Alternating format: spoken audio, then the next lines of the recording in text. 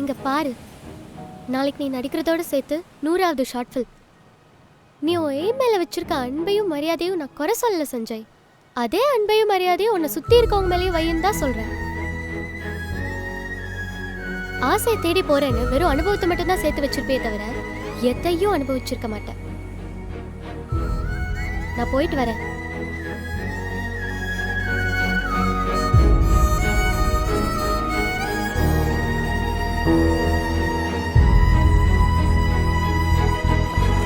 அண்ணா, தம்பியா சொல்கிறேன், தப்பாக எடுத்துக்காதீங்க. நீங்கள் ஏன் குடிச்சிங்க எனக்கு தெரியாது. ஆனால் ஒரு விஷயம், ஆசையை தேடி போகிறேன்னு